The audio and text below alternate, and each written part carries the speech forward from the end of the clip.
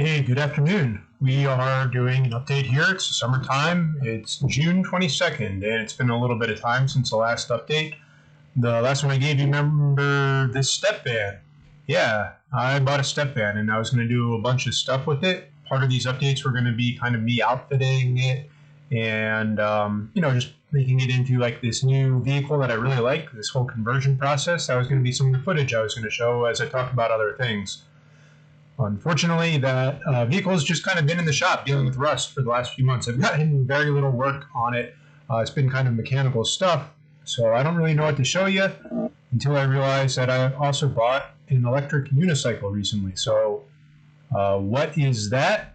That is this. So I'm going to record and play some of my footage from that as we talk about poker here. So these are some videos. This video is from Lawrenceville, New Jersey. This first video, it's a prep school in like Trenton, Princeton, New Jersey area. I'm just going to ride around their campus, and I'm going to talk about poker as it's kind of been related to me for the last few months. I wanted to make this big foray into more content creation, more helping out, more coaching, just things away from the table, and all that's kind of been good. It's been slower. I've obviously been a little bit off put recently by not having my van. I was expecting to do more stuff with that, but life moves on. So what have I been doing? Been playing more 2-5 recently, which has been good. More 1-2, more of the hundreds. Volume's been a little bit low, but I feel very, very confident in my poker game recently. I've been doing a good amount of studying, working in some new strategies, things like that. I've been playing, and I did a coaching with Kevin Rabichow. This is a group coaching that I did with him through Run It Once. It had about 8 people in it. It was really fantastic. Kevin led a 4-week course where he covered a bunch of different things, topics that he was interested in, sort of exploitive play, handling probes on the turn, probes on the river, how to find some more defense and attacks in those positions. How to do some more aggregate study. There was a lot of other really cool things in there. We did video reviews, which if you check out my channel, there is a posted with all the commentary from Kevin and the other sort of crushers in the group. So that's something I posted recently. And we also did a home game with Kevin and a few other players. And so I have a hand history or two from that. I'm going to just pop up and we'll take a look at. Both these spots are kind of similar in that it's a turn decision where I'm talking about basically a very thin amount of equity against basically kind of strong ranges, where ranges maybe where I'm dead. So this first hand here as the pre-flop 3-better in position, I'm firing off a pretty standard C-bet here at the third pot sizing, and I get check raise, a small amount, and I elect to continue. Right off the bat, obviously, this is a bit of a dicey check raise to the call, given that we block some of his potential check raises, like 10-9, and, we don't really have much to improve upon. We're kind of hoping that our 9, the equities that we have with the 9 right now is good. This is a board where you have a slight equity advantage, and the equities of 9s here is going to run above 50%, but it's obviously things get pretty dicey. And on the turn, we face this weird kind of bet sizing. A lot of people play, different sizes on the turn, whether it's this undersize, overbet size, or more standard kind of like a 2/3 mix. And so a bet here makes a lot of sense. But reading into this bet, to me, it says he is either full, right? He's either full and he's just trying to keep a pot small, or he's like, he's still hoping to keep a barrel back for the river to either apply another bluff or to hit and get there and then apply a value bet. I thought this was a really fun part of the ride through Lawrenceville too. So I decided to raise here on the turn, get all the money in against basically his semi-bluffs and everything like that. And it's a much narrower range than him like Queen Jacks or Jacks or 4-4. But that's the play we went with, and we got it in, and we hold against, straight flush, royal flush draw. So that was the first hand of that variety that was played in the Run It Once home game. We played this next hand too that is a similar nature. where I am 3-betting kings against an early position raise, and I get check raised after c-betting my standard sort of range bet here. And immediately, this is potentially a fold against a lot of players. And this player was probably one of the more tighter, or I guess kind of by the books players. So just given that it was a home game, I thought maybe he could be playing outside of his sort of determined strategy. People are going to be playing a little bit more aggressive because just more incentive to kind of play that way. I thought he could be extending his range a bit wider than it may have been. So on the turn, I was presented again with the same circumstance. I mean, what's his value? He has sets of nines, ace-jack, maybe jack-jack on the flop, about like 8 combinations. So, I'm doing my best to give him some sort of like bluffing candidates and qualities, and I try to raise in against that thin range again. Unfortunately, in this spot, I got smoked against 9-9.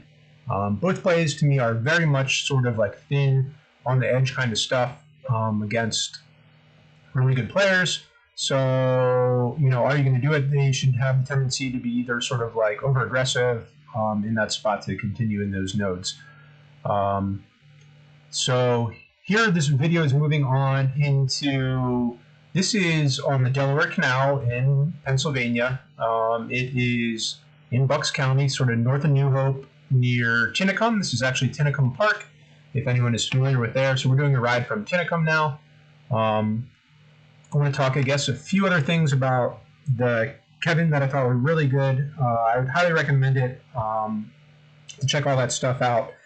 So to mention a few other things that I've been up to, I've also launched and did 2 book club chapters for the books Elements of Poker by Tommy Angelo and Essential Poker Math by Alton Hardin. I thought studying and reviewing those books was really, really good. Really strong books about the fundamentals. I really enjoyed Elements of Poker. It was actually the first time I read it, and it was really cool to see so much of kind of poker history being unfolding through this book and everything like that.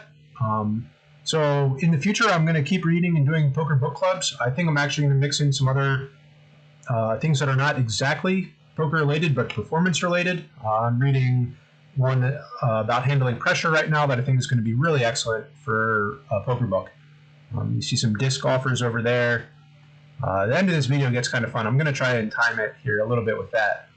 So that's all been good. I have been coaching a player, Peter, who's primarily a tournament player. I think that's been pretty good. What I want to do is eventually do more coaching. I want to do it in 2 different ways. I want to do like really intense in-person stuff, and that's part of what the poker van is all about. Building an actual sort of like stable or players that I'm visiting and putting a lot of time in the Pennsylvania scene, really helping them out to kind of grow through poker and through their life. Just get better in all the ways that are possible that I can help out with, A game, B game, C game kind of stuff. And then I also want to offer some more video reviews. So I'm going to throw it out there. You may have seen it, but boom. I want to start doing some live video reviews of some people's play. Let me know about that if that's something that's interested in you.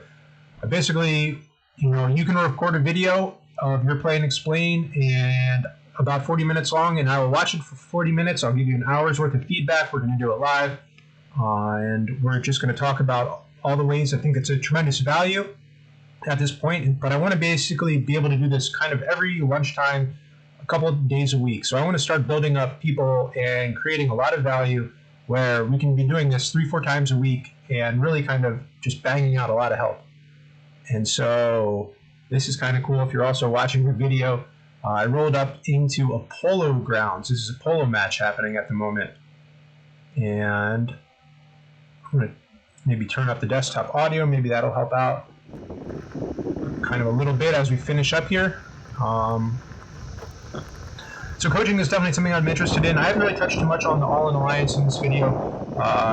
Basically, I want to start trading and paying people who have other interests and skill sets to do some other things. We're going to get more into that in the future, but that's kind of been delayed by the ban anyway. If you've seen anything, I have some scrollers going in the left-hand side. If that's interesting to you, let me know. If some of those words or anything like that caught out to you, but I'm looking to work and collaborate with more other people regarding just a variety of different things. One thing in particular right now, I just fired up and started my own website that's going to be kind of poker related. But I need some help with kind of like the DevOps and some of the formatting and stuff like that related to that. So if you have any basically browser skills, front end or back end, development, design, anything like that, let me know. This is pretty cool.